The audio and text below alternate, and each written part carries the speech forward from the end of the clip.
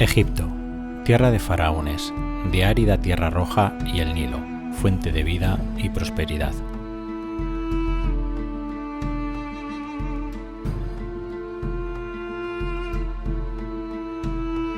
En este capítulo continuaremos adentrándonos en Nubia, término derivado del importante reino cristiano de Nobatia, la región llamada antes Baja Etiopía, y cuna de Nefertari, la esposa principal de Ramsés II, tercer faraón de la 19ª dinastía y uno de los mayores constructores de Egipto.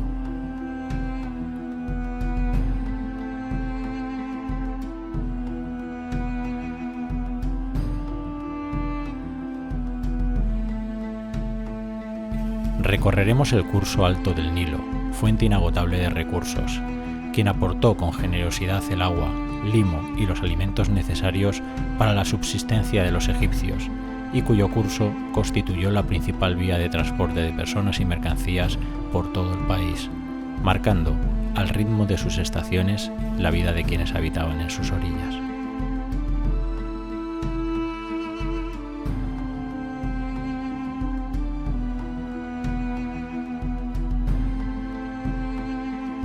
Cruzaremos el Sáhara Occidental y desembarcaremos en Komombo, o Monte Dorado, una de las zonas más cálidas de Egipto, con su templo doble y simétrico respecto del eje principal, con accesos, patios, salas, capillas y santuarios duplicados para dos dioses: Sobek, el dios cocodrilo, y Horus, el dios halcón.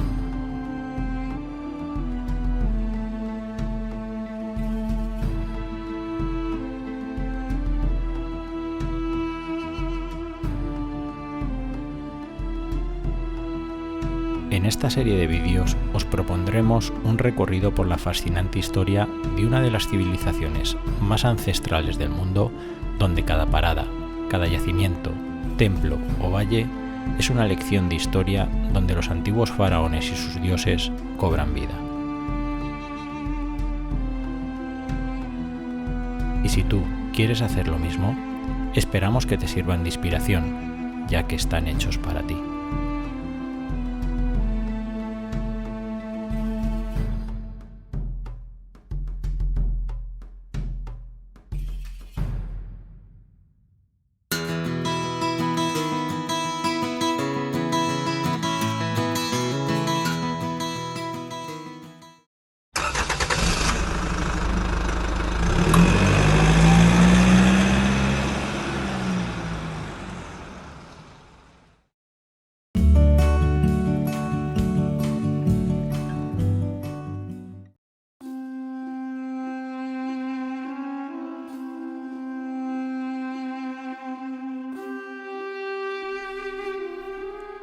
La construcción de la presa de Asuán en la década de 1960 elevó el nivel del Nilo al Sulder Like y dio lugar al mayor embalse del mundo hasta la fecha, el lago Nasser.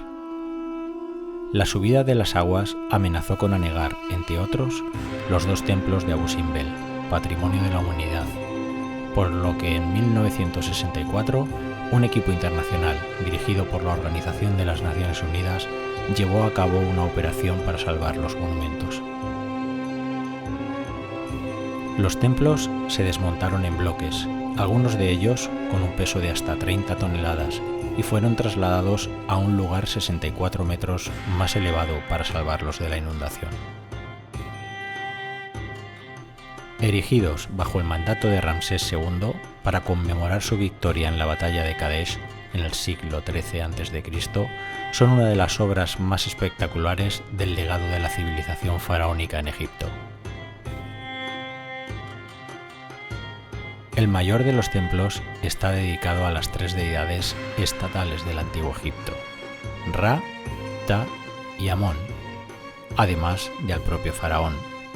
Por su orientación, cada 21 de octubre y 21 de febrero, 61 días antes y 61 días después del solsticio de invierno, fechas del nacimiento y coronación de Ramsés II, los rayos del sol iluminan 3 de las 4 estatuas sedentes del santuario, excepto la del dios Ptah, ya que es el dios del inframundo y siempre ha de permanecer en la oscuridad.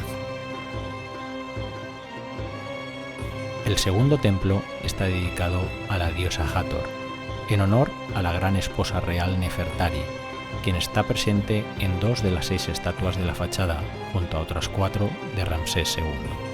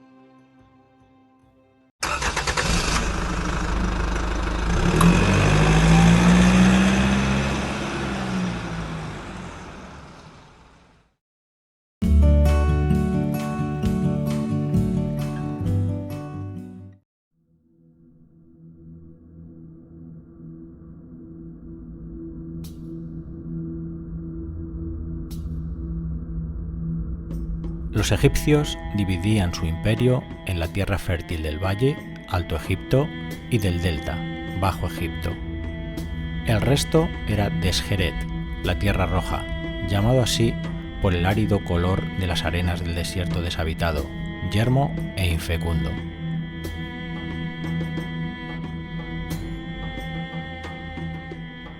Estos territorios corresponden a uno de los lugares más secos de toda la Tierra, pero también a uno de los más hermosos.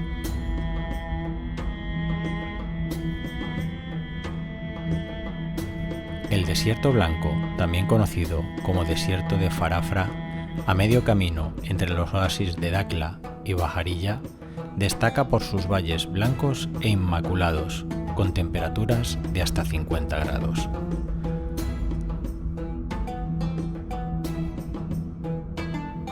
Sus formas caprichosas se alimentan de leyendas de antiguos guerreros persas que se remontan al origen de los tiempos.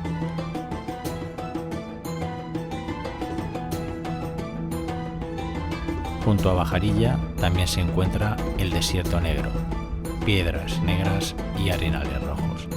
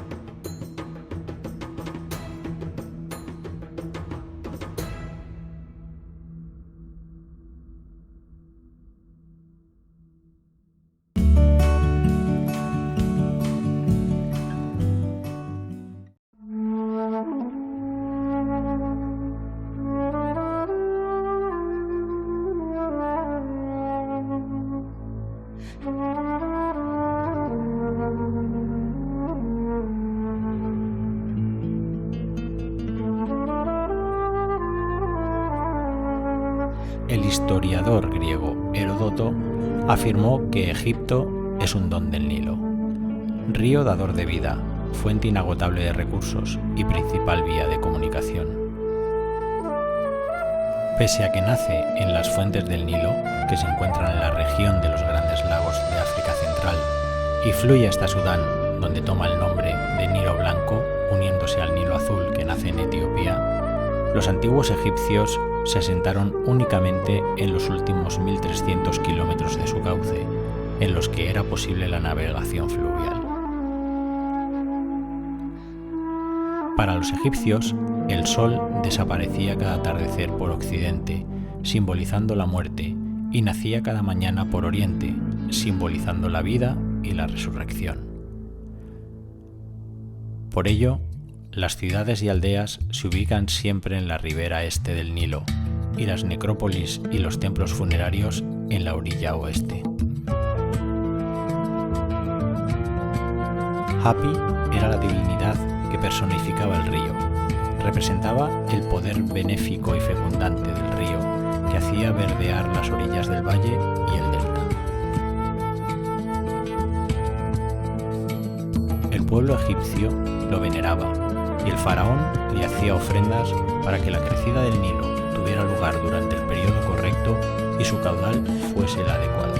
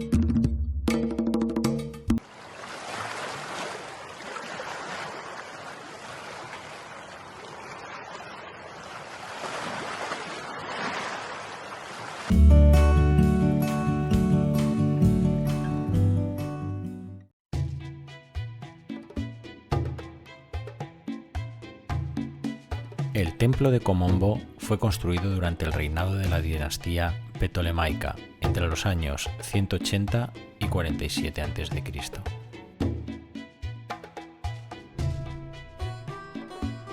La mitad sur del templo estaba dedicada a Sobek, dios cocodrilo, mientras que la mitad norte del templo estaba dedicada a Horus, dios halcón. Pese a que algunos de los relieves de su interior fueron desfigurados por los coptos, quienes usaron el templo como iglesia, muchos se han salvado, y entre ellos el de Cleopatra, quien, de acuerdo al psiquiatra y antropólogo Philippe Brenot, fue quien utilizó el primer vibrador de la historia, utilizando un rollo de papiro que contenía en su interior abejas vivas revoloteando.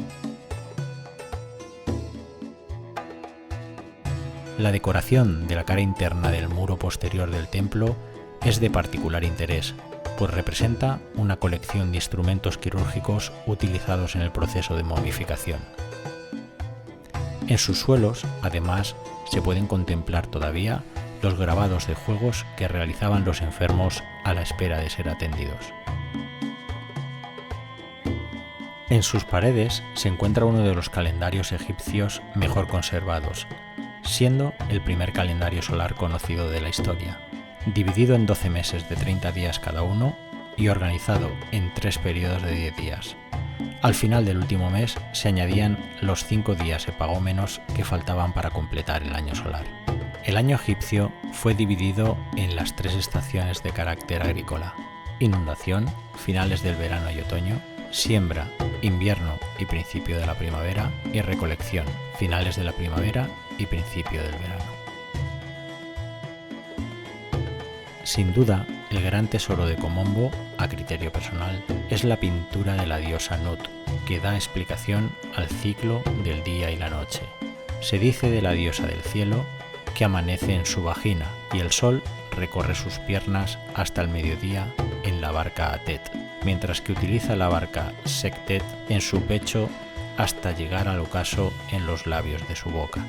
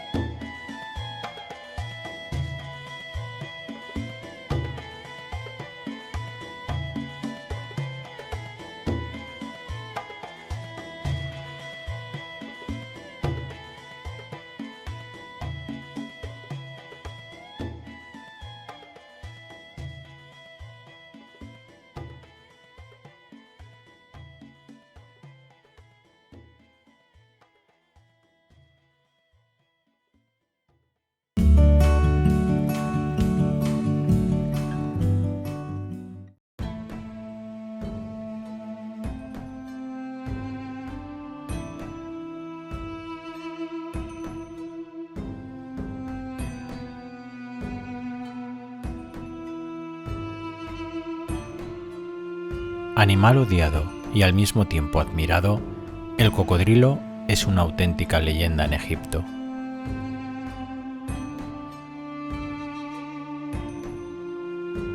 Los antiguos egipcios rendían culto a Sobek, el dios cocodrilo, asociado con la fertilidad, la protección y el poder del faraón. Fue señor de las aguas y los humedales, pero a la vez era un dios protector, pues los egipcios observaron que era un feroz defensor de sus huevos y sus crías. Este peculiar museo, situado frente al templo de Komombo, acoge una colección formada por 40 cocodrilos momificados de diferentes especies, desde piezas pequeñas de 1,5 metros hasta los grandes ejemplares que alcanzan los 5 metros. Desde la Baja Época, en los templos dedicados al dios Sobek, se criaban cocodrilos. Los sacerdotes los alimentaban y cuidaban, y para disminuir el riesgo a los más grandes se les extraían los colmillos.